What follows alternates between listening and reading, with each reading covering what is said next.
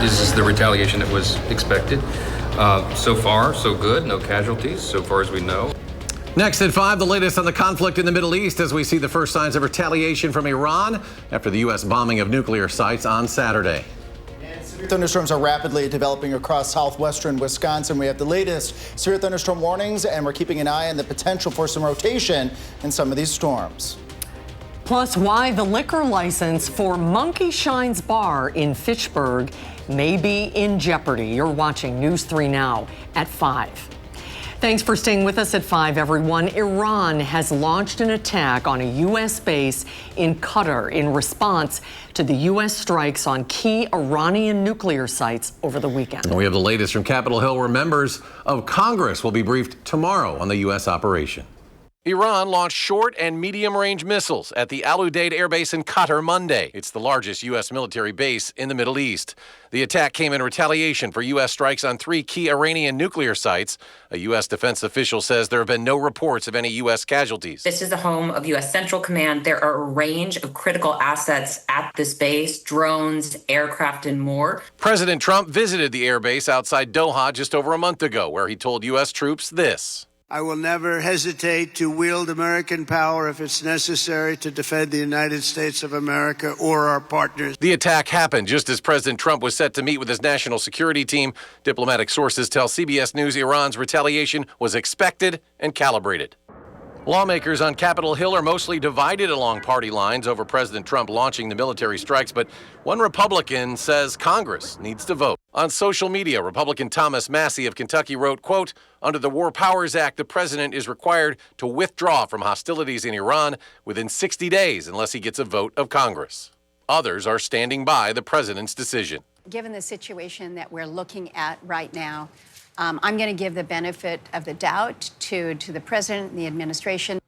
Members of Congress are set to be briefed tomorrow on the situation.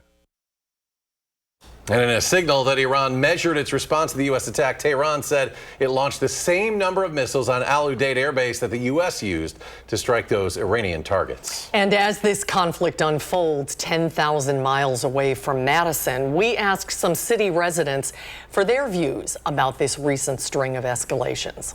I really hope this isn't going the way that it might.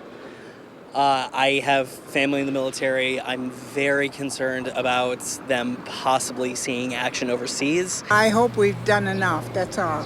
Scare them a little bit, and maybe they won't try it again. That's what I would hope. Stop killing each other, period.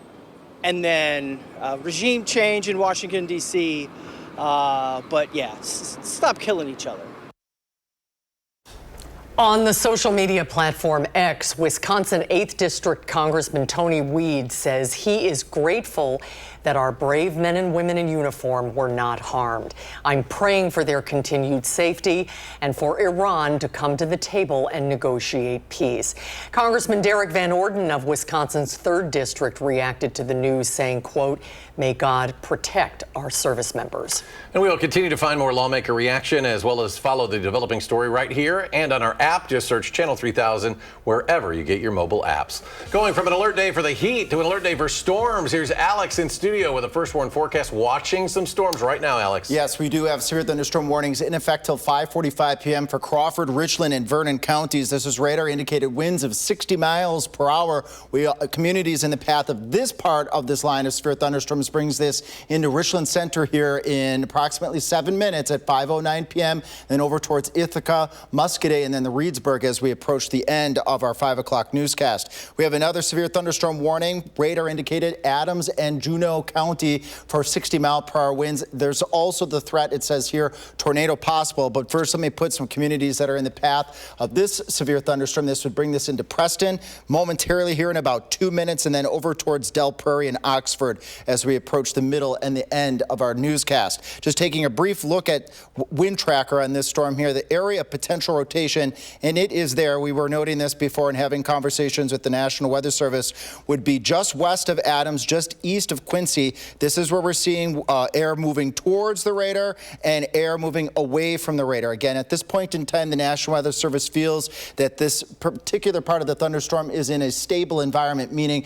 the likelihood of this rotation making it to the ground is low at this point in time, but there is the potential here for some rotation near the Adams area, near the Quincy area, just south and west of Preston. We'll be keeping a close eye on that thunderstorm as it will continue to move into Marquette and Green Lake counties. Those counties have not been tapped with thunderstorms yet, meaning it's hot and it's humid, and that may allow this, if this storm continues to hold its rotation together, we could be looking at the potential of that rotation moving off to the east into Marquette and Green Lake counties. Wider view showing the shower and thunderstorm activity north and west of Madison, although we're starting to see some cells develop in northeastern Iowa and far southwest Wisconsin, putting future track in motion here. This will give you the progression of those storms. Madison by 7, 8 o'clock, taking those storms down to the Wisconsin-Illinois border by 10, 11 o'clock. Coming up in Maine weather, we'll give you a fresh look at those severe thunderstorms toward the north and west of Madison, and also how stormy this entire week is expected to be. All right, Alex, thank you. Tomorrow, Fitchburg City Hall will be voting on whether or not Monkey Shine's Bar and Grill will be able to keep its liquor license. And with the June 30th deadline approaching, News 3 Now's Jalen Banks spoke with the city and joins us with a closer look at that conversation. Monkey Shine's Bar in Fitchburg is at risk of losing its liquor license. This comes after a string of events and most recently, a homicide. Tuesday, the Fitchburg Common Council will vote on whether or not Monkey Shine's Bar and Grill will keep their liquor license. This comes after a string of violent incidents the past year and a half. We want to ensure that the reputation of our city is one where people feel safe and that people feel like appropriate behaviors are important. And that the city is willing to hold business owners or others accountable for their actions.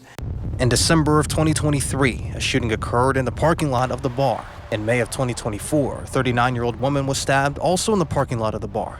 And most recently, in May of this year, a fight in the bar which spilled into the parking lot and ended in a fatal stabbing. While on the same token, also being willing to work with or collaborate with business owners where there is room to do so. The city has been in communication with the bar looking for solutions. This alcohol license had some conditions added last year about responsibility to monitor not only the interior but also the exterior of the business, add some video surveillance systems, some ID scanning, and so forth. Conversations and discussions that the business owner have had with staff have been constructive. We reached out to Monkey Shine's Bar trying to get a hold of their owner, but they were unavailable. For now, reporting in Fitchburg, Jalen Banks, News 3 Now. Jalen, thank you. The Common Council meeting in Fitchburg is tomorrow at 6:30, and a decision would only need a simple majority to pass. Madison police are looking for a suspect in an attempted homicide case. 22-year-old Jamel Grant Amos is wanted for his alleged involvement in a drive-by shooting outside a store on Milwaukee Street near High Stand Park. The shooting happened on the 11th of this month, about 2:30 in the afternoon. Police say Grant Amos shot another 22-year-old man multiple times in the store parking lot there. The shooter was in the passenger seat in the suspect's vehicle. Shell casings were found at the scene. 2 guns have been recovered. The victim's injuries are not said to be life-threatening. If you see the man on your screen or have any information, you're encouraged to call the Madison Police Department. The Rock County Sheriff's Office says a 26-year-old man is dead following a head-on crash in the town of Avon. Deputies say an Illinois man was driving a car on Highway 81 when an Iowa man driving a truck crossed the center line, colliding head-on with the car. The driver of the car was pronounced dead at the scene. The people in the truck are being treated for serious injuries at local hospitals. Well, it may be known as Hometown USA, but could it be growing out of that nickname? In the past 10 years, 3,400 people have moved into the city of Verona, and city planners project it'll keep growing by 2 to 4% each year. Council President Mara Helmke says that's mostly due to Epic, which has added 4,000 staff in the past 5 years alone, but also the new addition of Arrowhead Pharmaceuticals, the Carnes HVAC manufacturing facility, and more. She says it can feel like the community is at danger of losing its hometown identity, but all the extra tax revenue actually allows the city to be more intentional about how it plans. We're able to be particular about what we need in terms of how we're going to be developing, and we don't have to be rushed. Like, I know that there is a market need for housing, but I don't think we're taking it in a way that which we're just passing things through, that we are thinking about ways in which we can be sustainable and creating housing at all pricing points. The price of growth is growth, right? And the people who've lived here a long time, that's a hard pill to swallow sometimes. Helmke says the city has different incentives for developers, like an affordable housing fund of almost $3 million and a revolving loan fund for businesses for things like acquiring a building, construction, rehabilitation, energy upgrades, and more. Tune in tonight on News 3 Now at 10 when Armand Rahman breaks down where the city stands in housing right now and has more from Epic Systems about how much the medical software giant is contributing to Verona's growth. We're back next with Alex. A close eye on those storms moving across Wisconsin at this hour. And with the 4th of July coming quickly, how you might be seeing some price changes on some of your Independence Day favorites. And stocks finished strong in Monday trading on Wall Street after Iran's response. The Dow up some 375 points. NASDAQ jumps 183.5. S&P 500 gains 57 1/3. We'll be right back.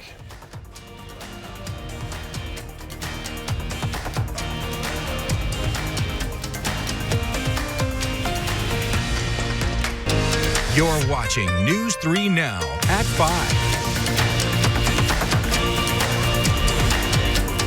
Kroger plans to close roughly 60 stores nationwide over the next year and a half. The grocery store chain made the announcement in its first quarter earnings report, which was released on Friday. The report showed Kroger expected to see a modest financial benefit as a result of the closures. Kroger is the parent company of Pick and Save and Metro Market and recently announced closures of 5 stores in the Milwaukee area. Kroger didn't provide a full list of affected stores, but says employees impacted will be offered positions in other stores. Americans looking to stretch their budgets are using those buy now, pay later options for everything from groceries to cruises, but soon choosing that buy now, pay later option could affect credit scores. FICO, the company that developed the most widely used U.S. credit score, has plans for a new credit score model. It factors in those BNPL loan data information to evaluate credit worthiness. FICO expects the new model will be ready for release this fall. According to Wells Fargo, a 4th of July barbecue for 10 people with all the traditional offerings will cost roughly $130 more this year. That's up 2.2% from last year, and it's a relatively normal price increase following 5 years of pandemic-fueled inflation. Tariffs don't appear to have impacted 4th of July food prices yet because most of the menu items are produced domestically. The U.S. Supreme Court is preparing to release some final opinions this week. The pending rulings could have profound implications on the Trump administration, the First Amendment, and also on millions of Americans. The outstanding cases include major decisions on birthright citizenship, LGBTQ books and schools, Planned Parenthood funding, access to porn sites, and more. The court is expected to release those opinions on Thursday. Let's get right to Chief Meteorologist Alex Harrington. The radar is lighting up this afternoon with some storms. And severe thunderstorm warnings are in effect for multiple counties in the WISC viewing area. First, Crawford, Richland, Vernon counties till 5:45 p.m. Radar indicated winds of 60 miles per hour, just widening things out. Even though Sauk County, you're currently not under severe thunderstorm warning, this line does push into the far northwestern part of Sauk County as well. Ithaca at 5:20 p.m. over towards the Loganville area, 5:23. Baraboo as we get outside of the 5 o'clock newscast at 5:33 p.m. and perhaps the far northwest part of Iowa County. But the main concern here is as we look up towards Juneau and Adams counties, we have an additional warning that just came in from the National Weather Service till 5:45 p.m. for Adams and Juneau counties. It says tornado possible. There is a brief area of rotation. I'm going to show that to you in just a moment. This is moving off towards Marquette County. Marquette County, you also have now a severe thunderstorm warning, so you need to seek shelter immediately if you're in any of these counties that I've just called off here. Oxford, Westfield, as we head towards 5:24, then over towards the Watoma area and towards the Watoma about 5:32 p.m. and a little bit further off towards the east. What we're looking at here right now is primarily damaging winds along the leading edge of this line of thunderstorms. One area suspect rotation that I was talking about earlier is between the Preston area and the Adams area. This is likely elevated, meaning this rotation is not making it to the ground, so we do not have a tornado warning at this point in time. But as we widen things out a little bit here, what has the concern of the National Weather Service, particularly the National Weather Service in La Crosse, damaging winds on the leading edge of this line of thunderstorms stretching from Richland Center up towards Loganville, over towards the Dells, the Laval area. As I put a brief a query on this. We're looking at winds potentially gusting upwards of 70 miles per hour, 60 to 70 miles per hour on the leading edge of this line of thunderstorms, and we have had some trees reported down in the city of Hillsborough.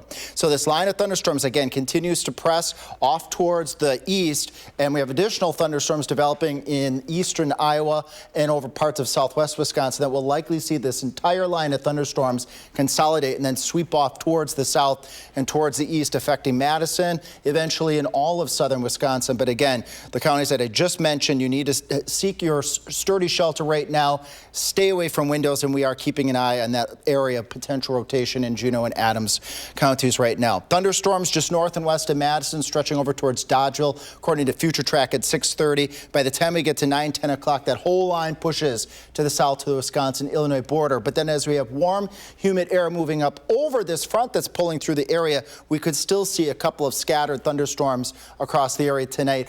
Those storms likely not severe, but posing the heavy rain threat as we go into Tuesday and Wednesday and Thursday. We've been talking about this for some time now. Repeated bouts of shower and thunderstorm activity, some strong, heavy rainfall, certainly a distinct possibility. Tuesday overnight, we likely will see a little bit of a break, and then we repeat this all over again as we go on into Wednesday afternoon and Wednesday evening. Concerts on the Square, not looking like a good forecast right now, unfortunately, and we may again repeat that again Thursday afternoon. Any severe thunderstorm potential this evening would be strong damaging winds. We can't rule out hail. We can't rule out a brief spin-up tornado, but it's the winds, the strong winds on the leading edge of this line of thunderstorms that has my considerable attention here. Again, we have our severe thunderstorm warnings in effect. We have a severe thunderstorm watch in effect for Madison areas northwest until 9 o'clock. And let's break that all down because I just gave you a whole bunch of information. Storm chances, some severe this evening. Daily storm chances lasting through Thursday. A good chance of 1 to 3 inches of water this week. Some areas locally heavier amounts of water, a distinct possibility. And we'll keep an eye on that potential because we have scattered to widespread chances of rain all the way through this week as this front just hangs out for the course of the next couple of days across southern Wisconsin and staying humid through the entire week. So even though the actual air temperatures will be in the upper 70s to right around 80, nighttime lows around 70, we're going to have that moisture in the air to ring out in the form of thunderstorms. Another chance of thunderstorms as we head towards Sunday. And as we get out into next week, we'll likely see conditions start to dry out and turn a little bit less on the humid side. So it's busy here right now on the First Warn Weather Team. Jacob and I are keeping a close eye on these thunderstorms, and we will continue to break in and provide severe weather coverage throughout the evening as this line moves through southern Wisconsin. All right, Alex, thank you. And next at 5, fake ads for companies like Amtrak are popping up in Google searches. Why it's happening and how you can avoid falling victim coming up.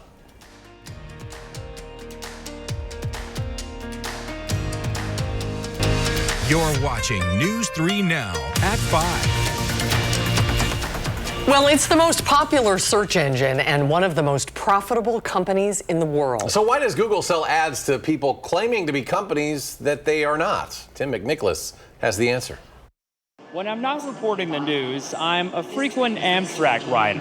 Recently, I Googled Amtrak customer service, and the first 3 results showed websites or phone numbers that don't belong to Amtrak, even though the links stated Amtrak or Amtrak phone number. I think that that's pretty terrible. Laura Black says she called the number listed on another site, thereservationsdesk.com, and paid them $356 to upgrade her Amtrak trip from New Orleans to Charlottesville back in March. It was a fraudulent ticket. I was actually really shocked the fact that you can Google something and at the top hit, it's a scammer.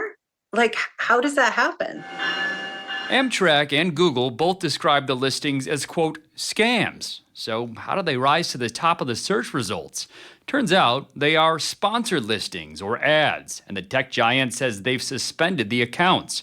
Google would not agree to an interview for this story, but said in an email it removed 146 million ads last year for misrepresentation, with some blocked before they could be posted. The company admits that even though ads go through automated or human reviews, alleged fraudsters adapt and sometimes find ways to show Google different content than they later show users. We dialed the number Laura Black called, and whoever answered said they don't sell train tickets and know nothing about the reservationsdesk.com. We discovered shortly after we reached out that the website had been taken down. Now I have to fight with my credit card. It's going to be 2 months till I see that money back. If I see it back, there's no guarantees, and it's unfortunate. Amtrak says customers should stick to booking tickets directly through Amtrak.com or with the app. Tim McNicholas, CBS News, New York. You can consider using an ad blocker to filter out some of those sponsored results. And if you do come across a fake ad, alert Google through the Report an Ad form. Keeping an eye on the weather, a final check with Alex when we come back.